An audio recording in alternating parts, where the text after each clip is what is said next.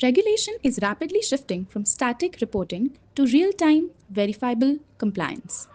We are seeing that across emerging policy frameworks like Genius and Clarity, and across established market standards like ISDA, ISLA, and ICMA. The challenge is that these rules exist, but they're interpreted differently, enforced inconsistently, and rarely produce verifiable evidence at the time a transaction occurs.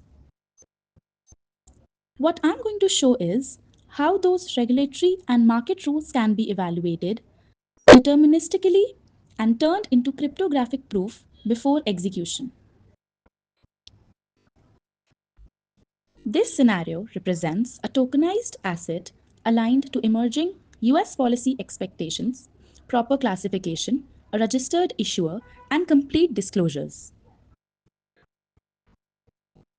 Here, we get a pass, meaning all regulatory criteria defined in this rule set are satisfied. This is important because it produces a verifiable compliance state at the time of evaluation, not after the fact.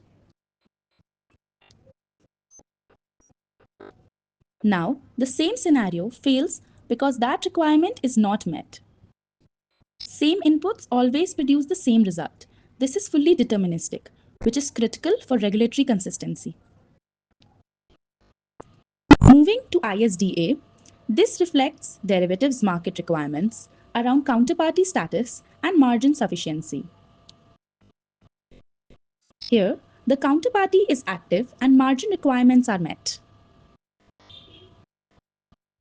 Reducing posted margin produces a failure. This mirrors real regulatory expectations around margin adequacy in derivatives markets. ISLA defines standards for securities lending, particularly around collateral eligibility and coverage. Here, we validate that acceptable collateral is provided and sufficiently covers exposure. Again, this produces a consistent, reproducible compliance result aligned to market standards. ICMA defines repo market conditions, including collateral validation, maturity checks, and haircut application. This shows how those market rules can be evaluated deterministically before a transaction proceeds. Up to this point, we've evaluated regulatory and market rules. Now, we turn that into evidence. Each evaluation produces a canonical proof bundle. That bundle is hashed and signed. This creates a tamper-evident, cryptographically verifiable record of the compliance state.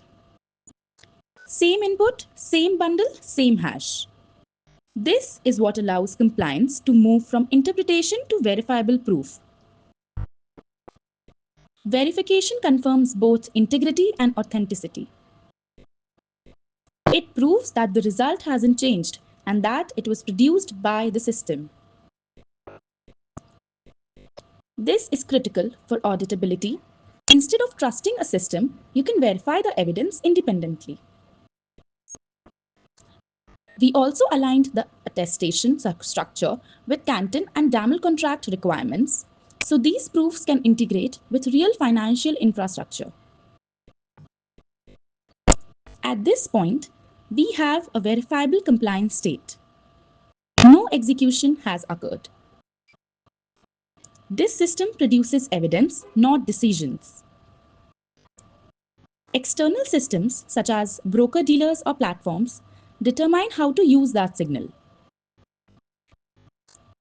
Across both emerging policy frameworks and established market standards, this demonstrates a shift from compliance as interpretation to compliance as deterministic verifiable proof. That's the gap SettlementGuard is designed to address.